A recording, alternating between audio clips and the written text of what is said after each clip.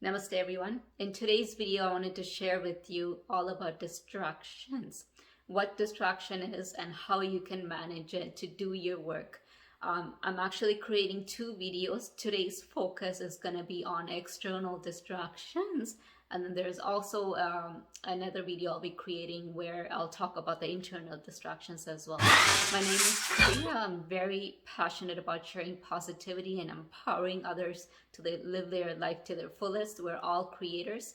We have the capability to create our life the way we want. So let's make it beautiful together. Let's dive in. So today's topic, I said I'm going to focus on the external distractions. So some of the factors that makes us feel distracted that are external to us basically takes away the time that we need to focus. So what does distraction means? It's basically taking your time away from, taking your attention away from any actions that you need to focus on in that moment. So therefore it's distraction. This can come from, your external environment and internal. In this video, I said I'll focus on the external. So let's dive in to talk about the external factors. So it could be your environment. It could be through your environmental settings. So the people that are around you, they could be distracting you. It could be social media. It could be technologies. So if you need to really focus on, let's say, a project that you're working on, or if you're studying for an exam and you need to really focus on that, then how can you really pay full attention to what you need to do, what you need to study or to work towards, and avoid distraction? Number one, in any aspects, is to really organize your day. And you can do this throughout the week. You can have a full week of planning your week where you say, this is the time I'm going to devote to this project, to this specific activity, and then move forward between that. So instead of just focusing on a to-do list, make sure you have like the time that you need to allocate for each activities that you need to do. Because if it's just a to-do list, that list, you might still get distracted, and because you don't know how much time you needed for that activity or to-do list. So make sure you create a nice organized a schedule for yourself. So if it's today, then I know I need to spend this much time on YouTube, then I need to spend this much time to upload it, then I need to spend this much time on my work, and so I have the schedule for myself so I don't get distracted. So organization is number one. Number two, especially if you're studying for something and you really don't want to be distracted or bothered by, keep your smartphones away. It's very important because to keep anything that will distract you away from you, because if it's in front of you, just like, those people, if you're eating healthy, you want to keep all the junk away. It's the same way. If you want to focus on something very clearly, then you want to keep everything away that will distract you, including smartphones. If you're not able to keep the smartphone away, then thirdly, just make sure you turn your social media off. You can silence your phone. You can get rid of the alert signs or signals that comes through, so you don't get bothered by it. Sometimes I even turn my phone upside downwards so I don't actually see anything pop, and I just look at it. I have a specific time to look at it, so I know when to look at. And you can even silence all these alerts and text messages that comes through, but keep your phone on just in case for emergency.